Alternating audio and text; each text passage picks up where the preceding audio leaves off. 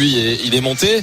C'est vrai que ce début de saison est très compliqué et surtout, notamment au niveau de l'attaquant Garbage, parce que je pense que c'est surtout là où ça pêche, Timothée, parce qu'il y a eu beaucoup d'investissements et Lorient n'est pas habitué à ça. Et il y a eu deux choses en début de saison. On s'est aperçu très rapidement, hormis le match face à Strasbourg, que cette équipe de Lorient n'était pas prête pour la Ligue 1. Et d'ailleurs, Pélissier l'a reconnu avant la première trêve internationale. Il a dit clairement, mes joueurs n'ont pas pris l'ampleur, la dimension physique, la rapidité surtout, avec lesquelles ils vont avoir un défenseur sur le dos quand ils auront le ballon. Il a fallu travailler là-dessus lors de la dernière trêve internationale, lors de celle qui vient de s'écouler également. Il a beaucoup insisté là-dessus, Christophe Pélissier.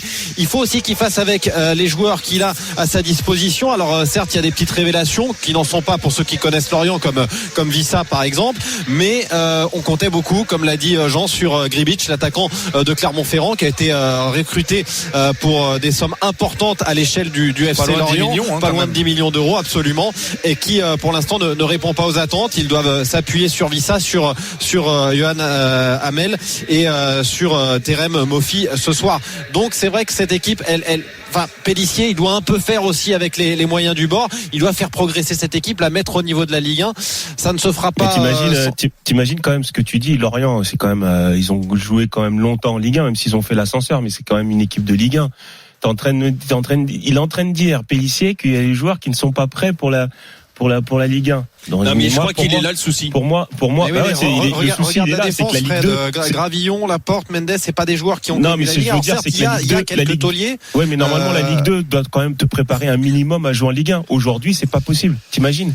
Après, est-ce que tu prépares, est-ce que Pélissier, c'est pas plus un mec, comme Furlan, qui est sont des très très bons entraîneurs, mais plus jusqu'à un certain niveau. Après, quand il faut, quand il va trouver la formule. Je pense, faut lui laisser un peu de temps. Je lui souhaite, parce que c'est un métier très compliqué, mais t'as des entraîneurs qui sont vraiment des entraîneurs spécifiques national Ligue 2 pour les préparations et tout ça. Mais quand tu passes le cap supérieur, c'est compliqué. C'est comme les joueurs. Comme les joueurs, exactement pareil. Attention Lionel, il faut aussi reconnaître à Pélissier qu'il a maintenu Amiens pendant plusieurs saisons avec des bouts de ficelle. Exactement. Regardez bien. Oui. Moi j'ai vécu les saisons même en national, je regardais ça de loin parce qu'on voit pas sur les matchs de national. Regardez bien, c'est à chaque fois les deuxièmes parties de saison où il fait la différence. Ça se joue à la dernière journée en national. Il monte en Ligue 2. Pareil de Ligue 2 en Ligue 1. Et à chaque fois, ils se sont sauvés à la trêve. Ils n'avaient jamais beaucoup de points. Et à chaque fois, ils faisaient une deuxième partie de saison pour se maintenir avec Amiens. Parce qu'il arrive à étudier en fait sur la première partie de saison ce qui va bien et ce qui va pas, et puis il accentue justement ses entraînements sur ce qui va pas, et il arrive à faire progresser ses joueurs et se maintenir à la dernière journée. À l'intersaison, on entendait surtout à Lorient, gros investissement, gros mercato, et puis Garbage, Mais ça, c'est des erreurs, ça. Et puis alors la nouvelle star, la révélation et tout. T'avais l'impression au mois d'août que il y aurait aucun problème pour Lorient. Et en fait, c'est faux. Oui, c'est faux parce que encore une fois, ces joueurs. Alors, c'est pareil, Garbage, tu prends un joueur de Ligue 2 qui a réussi une bonne saison de Ligue 2, donc il faut le mettre au niveau de la Ligue 1. Et ça, il le reconnaît volontiers, Christophe Pélissier, que son équipe est en apprentissage. C'est d'ailleurs ce qui lui donne encore du crédit.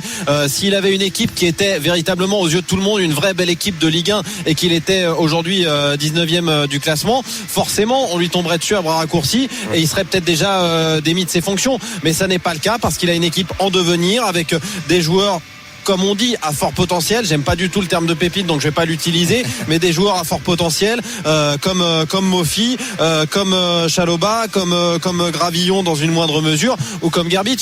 Il faut simplement que cette équipe passe un braquet au-dessus pour être au niveau de la Ligue 1, et c'est une équipe qui doit apprendre. D'ailleurs, il le dit régulièrement en conférence de presse, Christophe Pélissier, quand il joue des équipes comme Lille, comme ça a pu être le cas contre Lyon, contre Marseille, il dit il faut qu'on apprenne de ces matchs-là, il faut qu'on regarde ce qui se fait de bien et que les joueurs se rendent compte qu'ils doivent faire un peu plus. Aujourd'hui, cette équipe en est loin, même s'il peut s'appuyer quand même sur certains cadres qui l'aident dans ce sens-là. Je pense à Fabien Lemoine, qui est un cadre de ce vestiaire et qui est un relais entre Pélissier et les joueurs, mais aussi Sylvain Marveau, qui lui plus un cadre technique, qui est d'ailleurs titulaire ce soir pour essayer d'apporter un petit peu de fluidité dans le jeu lorientais. Mais en tout cas, vite fait, mais c'est vrai qu'en début de saison, on se disait que Lorient, avec le recrutement, Gerbich et tout ça, comparativement à celui qui est monté avec le Racing Club de Lens, en début de saison, on aurait pu penser plutôt l'inverse. Voir Lorient à la place de Lens et Lens à la place de Lorient. Et avec un Francaise qui n'a pas d'expérience. Donc comme quoi, des fois, il n'y a pas non plus de vérité. Ouais, mais tu sais, faut que les gens comprennent aussi, et Fredo en parlait juste à l'instant, c'est que quand tu recrutes un joueur, même si c'est le meilleur joueur de Ligue 2, ça ne veut pas dire nécessairement que ça sera un très bon joueur de Ligue, enfin un joueur moyen de Ligue 1. Et il y a des joueurs qui ne passent jamais le cap, et d'autres qui sont très moyens en Ligue 2. Tu les mets en Ligue 1 et tout d'un coup ils franchissent un palier parce qu'ils ont un jeu. La Ligue 1 est un jeu complètement différent à la Ligue 2. Mais si on parie les 20h55. Winamax, les meilleurs cotes. C'est le moment de parier sur RMC avec Winamax. Et Johan Bredo, bonsoir. Salut Gilbert, salut à tous. Alors les cotes pour ce Lille-Lorient. 1,60 seulement la victoire de Lille, 4 le match nul et 6,25 la victoire de Lorient. Lille qui reste tout de même sur 3 matchs sans victoire en Ligue 1, dont une défaite contre Brest juste avant la trêve 3-2. Et les Lorientais ont déjà subi 6 défaites. On l'a dit, c'est compliqué pour Lorient cette saison. Ça risque d'être compliqué aussi ce soir. La victoire de Lille par au moins 2 buts d'écart, c'est 2,55. Mais on peut pourquoi pas parier sur le but de Jonathan David. 2,50 le but seul, 2,75 si Lille marque, ça serait son premier but de la saison. Ce serait pas mal. Ah mais tu lis mes notes aussi à chaque fois. Si je peux pas parier après. Donc voilà, mais ça c'est mon pari. Et je peux pas faire plus. 2,75. C'est quoi ton pari alors? Le but de Jonathan David. C'est Lille, but de Jonathan David et plus 2. Ouais. Moi je vais te redonner ce que j'ai donné ce matin. Il me semble que j'ai donné Lille en fin de match, Lille qui mène à la mi-temps et plus de 2,5 buts dans le match. Alors j'ai Lille à la mi-temps et Lille en fin de match, c'est 2,20 et je te calculerai ça. Alors plus de 2,5 buts dans le match, ça veut dire 3 buts en fait. Hein. Ouais, c'est ça. Ouais, mais toi aussi, dans pas de chiffres. Je veux pas chipoter, mais. Bah ouais. Attends, minimum. Au moins 3 buts, 3-0, le 4-1, etc. Allez, les paris sont à retrouver sur rmcsport.fr. Winamax, les meilleurs cotes. C'est le moment de parier sur RMC avec Winamax. Jouer comporte les risques. Appelez le 09 74 75 13 13. Appel non surtaxé.